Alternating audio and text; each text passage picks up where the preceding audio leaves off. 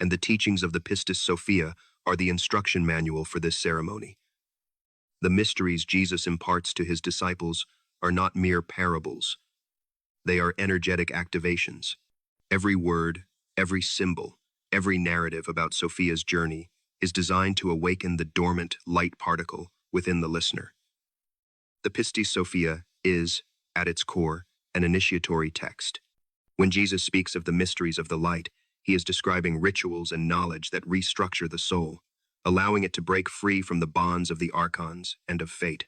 He explains that the human soul, after death, must pass through a series of gates, or toll booths, guarded by these archons. Without the seals, the passwords, and the knowledge of the mysteries, the soul is turned back, robbed of its light, and thrown back into the cycle of reincarnation, what the Greeks called metempsychosis.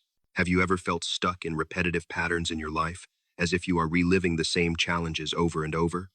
According to Gnosis, this is a microcosmic reflection of the larger cycle of reincarnation, a prison from which only Gnosis, salvific knowledge, can liberate. Sophia's journey is the perfect mirror of this condition. Her fall into matter and her imprisonment by the demiurge is our own fall into ignorance and our imprisonment in the material world, governed by laws that do not serve our spiritual nature. Her rescue by Jesus is the model for our own. By receiving the mysteries, the soul learns how to navigate life and death. It learns to recognize the forces that try to keep it bound and to use divine knowledge to transcend them. Salvation is therefore not a matter of blind belief, but of applied knowledge. It is a process of conscious transformation. As the records indicate, Jesus tells his disciples, "He who shall receive the mysteries of the kingdom of light, he shall go forward to the regions of truth and goodness." He is not speaking of a geographical paradise, but a state of consciousness. The connection between Sophia's journey and our own is the key to everything. We are not just learning about her. We are learning about ourselves. Each of her repentances is an invitation to examine our own attachments and ignorances. Each time Jesus empowers her with light, it is a reminder that the Christ consciousness is available to empower us as well, if we know how to ask, how to align with it. Now that you know this, what will you do? Will you continue to live as if you are at the mercy of fate? Or will you begin to actively seek the mysteries that can set your soul, the Sophia within you, free? The choice, as always. Within this cosmic drama, one human figure stands out as the primary interlocutor for Jesus, Mary Magdalene. In the Pistis Sophia, she is not the repentant sinner of later tradition, but the most enlightened disciple, the one whose heart is raised to the kingdom of heaven more than all thy brethren.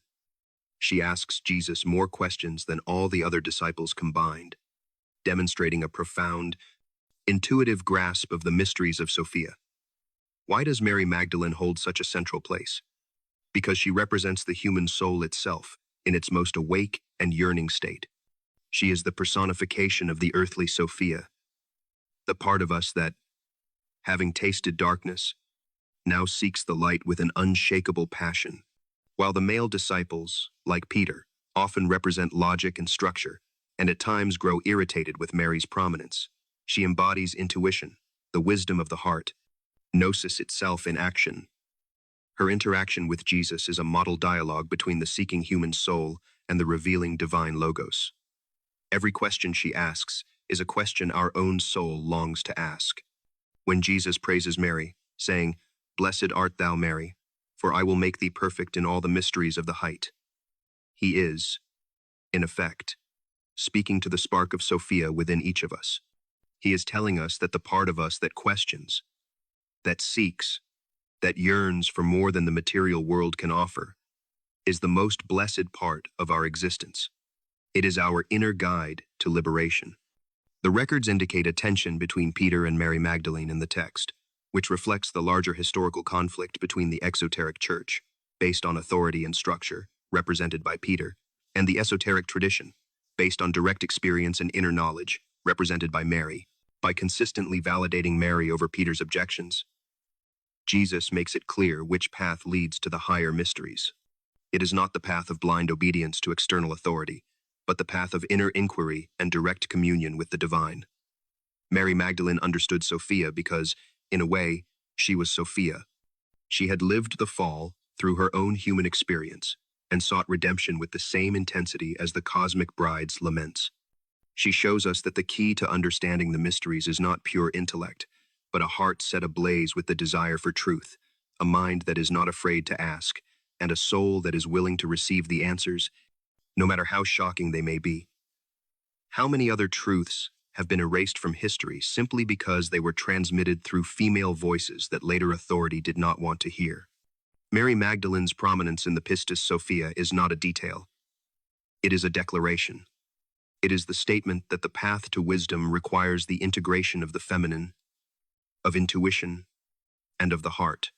The journey of redemption culminates in the final union, an event of cosmic magnificence. After her 13 repentances and the direct intervention of Jesus, Sophia is gradually lifted from chaos. She does not immediately return to her original place. First, she is brought to an intermediate region, below the 13th eon, where she must wait and continue her process of purification. This is a profound teaching. Enlightenment is not a light switch, but a gradual process of ascent through different levels of consciousness. Finally, through the power of a great mystery invoked by Jesus, the barriers are broken, and Sophia is fully restored to her place of glory in the pleroma. But she does not return as she was. She returns transformed, having integrated the experience of the fall and repentance. She now possesses a wisdom she did not have before, the wisdom born of suffering and redemption. This final union of Sophia with the light is the model for the salvation of the human soul, a process known as apokatastasis, the restoration of all things to their original, divine condition. What does this mean for you in your life? It means that every mistake, every suffering, every moment of darkness is not in vain. They are opportunities for the soul to learn, to grow, and to ultimately transmute the darkness into a deeper form of light. The mission of Jesus, therefore, was to restore wisdom, Sophia, to the cosmos and, by reflection, within each of us. The Pistis Sophia is not just the story of Jesus and Sophia. It is the manual for the union of your human consciousness with your divine essence. It teaches us that salvation is not about being rescued from a literal hell, but about awakening from a self-imposed hell of ignorance. In concluding his teachings, Jesus establishes the rituals and mysteries that will allow his disciples, and all who follow them, to undertake this same journey of ascent. The legacy of Gnosis is this: you are not a sinner who needs forgiveness. You are a divine spark, a fragment of Sophia, temporarily lost in matter, who needs to remember who you are. The journey home is your life's purpose.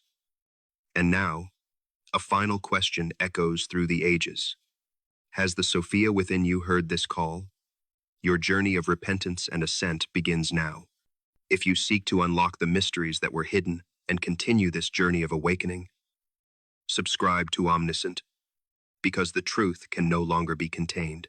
The next revelation may be the one that finally unlocks your own gnosis.